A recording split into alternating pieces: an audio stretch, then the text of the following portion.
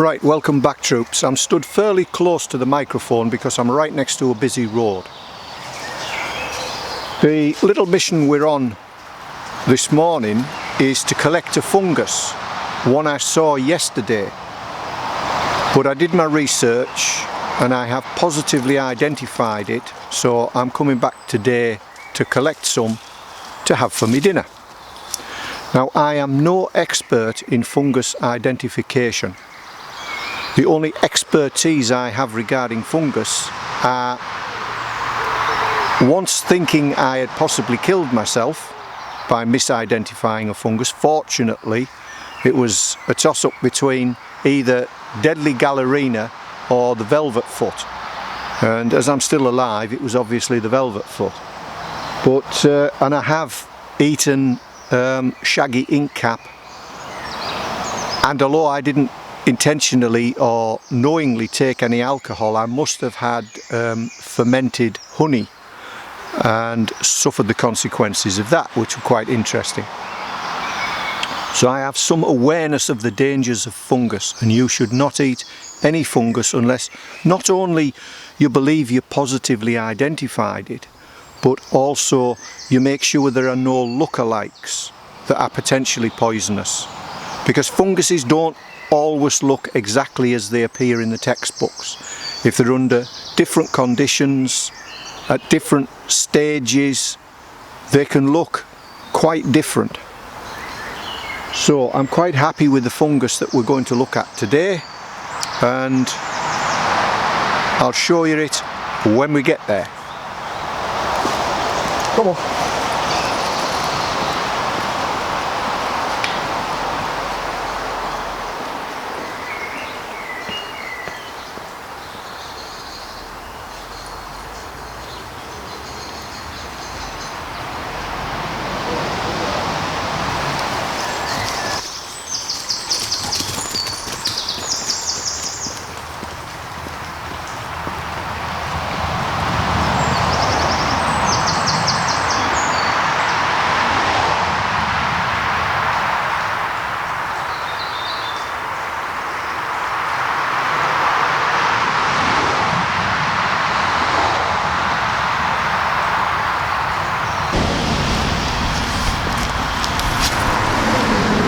Now, unfortunately, it's going to be noisy again, but this is the fungus.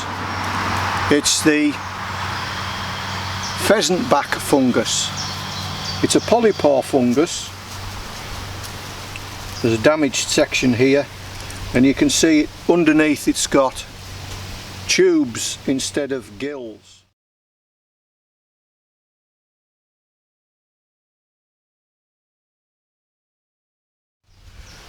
I'll take some back and I'll go through it in more detail back home, because it's going to be noisy here with the traffic passing by.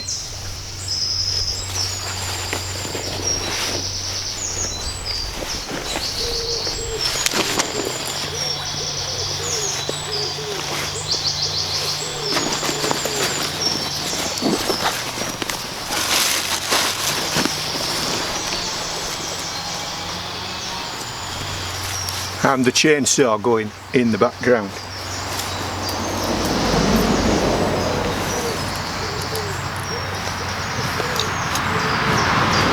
So I want a fairly young specimen, but when I'm identifying it, I need to look at all the specimens together. It's a bracket fungus on a piece of hardwood, long dead hardwood. This hardwood is rotting away. I'm looking at the size of it, the shape of it, what the stem structure's like, what the gill structure's like, the colouring, the smell,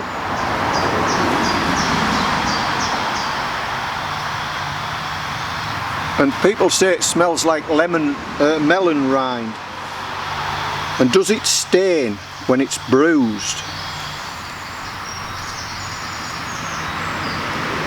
And it doesn't appear to stain. Now, ordinarily, if I didn't know what it was, I either wouldn't be handling it or I would be wearing gloves. So we'll get it back and I'll talk about it a little bit more when we get back.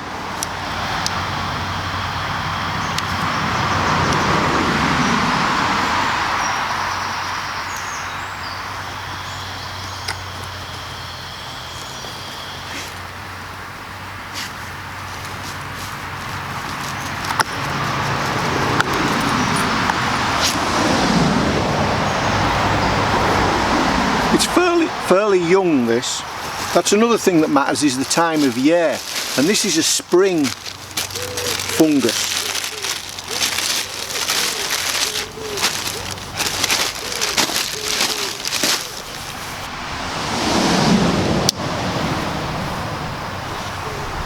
I won't take it all.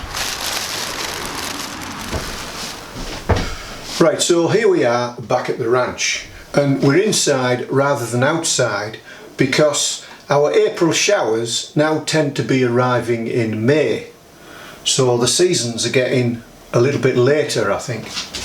But anyway, here we have it, and I have checked previously, actually before I collected it when I first spotted it, to make sure what it was. But it is important to go through your books, check what you've got, double check what you've got, triple check what you've got, that there's nothing toxic similar to what you've collected. So in my book, now outside I call this a pheasant back, because if you look at it closely, it looks like feathers. But in my identification book here, or at least one of them, I've got at least two, it calls it Dryad's saddle. And Dryad is a mythical creature, a cross, I think, between a tree and a human in Greek mythology. And its Latin name is Polyporus squamosus or squamosus. But we're not going to remember that very easily. And you can see from the drawing here that it does look somewhat, but not terribly, like the actual fungus. So you have got to be a little bit careful in your identification. There is somewhere, I think, there we go, there's actually a photograph of it in this book, which does look remarkably similar to the actual fungus we've got here. So we've gone through the identifying features, we've gone through the size, the time of year, the host that it's on. Is it a bracket fungus? Has it got a stem? What sort of stem has it got? What sort of spores has it got? And all the various features, whether it stains or not stains, all those features we've gone through. And we've also looked to see if there's anything that's poisonous that looks similar. Now there is a poisonous bracket polypore fungus. Off the top of my head I haven't got a clue what its name is. Hang on a minute, I've got it wrote down somewhere. Well, its common name is the purple dye polypore, because if you put alkaline on it, it'll go purple, and if you eat it, your pee will come out purple. So if you're eating bracket polypore funguses and your pee starts coming out purple, start worrying. It's not as poisonous as some poisonous mushrooms, but there is one poisonous.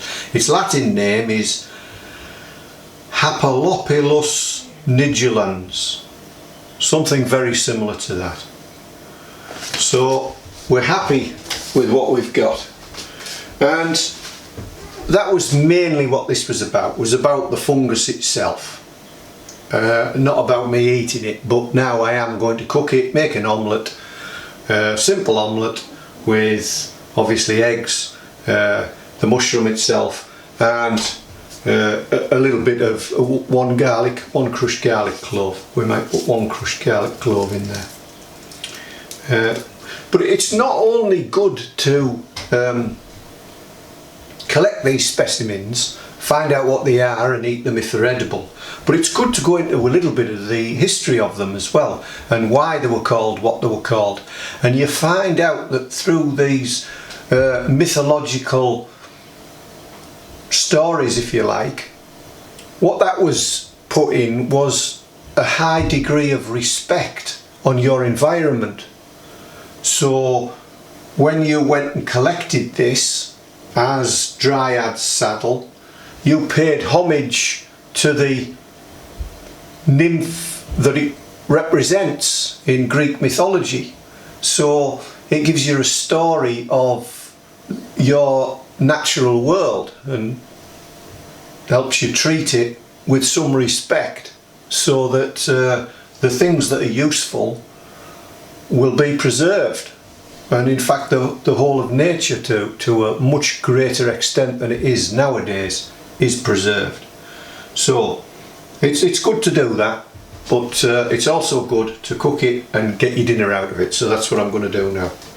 I'm not going to make a big thing of that because this video has probably dragged on long enough now. So my main message is, this time of year there are edible fungus about, but be careful, be sure of what you're eating. As I said previously, I have had some personal experience, both at thinking I'd severely poisoned myself and also actually poisoning myself. So that's the only real experience and credibility I bring to mushroom identification and eating, or otherwise using. But there are some fantastic resources about if you take the time to learn what you're doing. Right, enough said, let's cook it.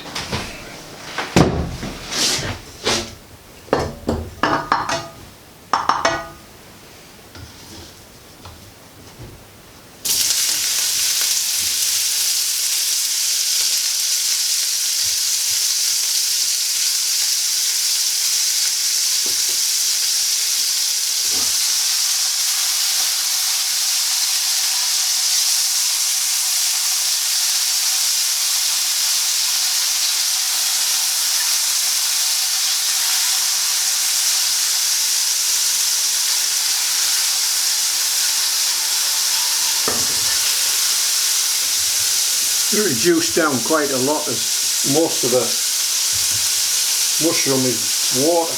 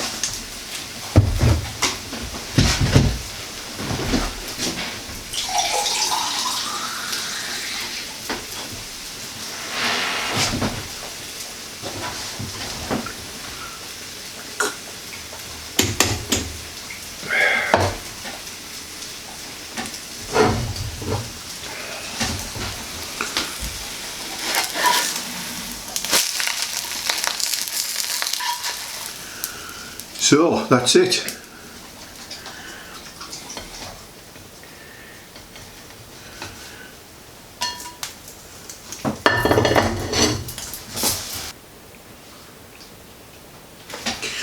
Well, there are not many funguses about in the springtime, but this is certainly one to look out for.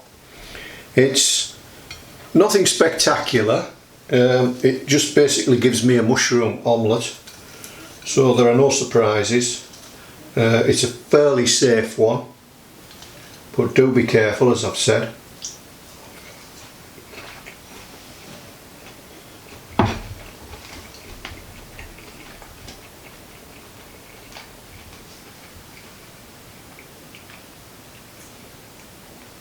Could probably do with a little bit more seasoning, but when you're trying things for the first time, you want to know what the actual mushroom itself tastes like, which is just a little bit mushroomy, to be honest. Nothing spectacular at all. So we'll call that another success then. Another one from the wild to add to the list, and I'll see you in a week or so. I have got something planned, but I won't say anything because that just puts the mockers on it. The prancing about you can hear is the dog. Will you keep still? Stop walking about on the floor. You're a rat bag. Right, I'll catch you in a week or so.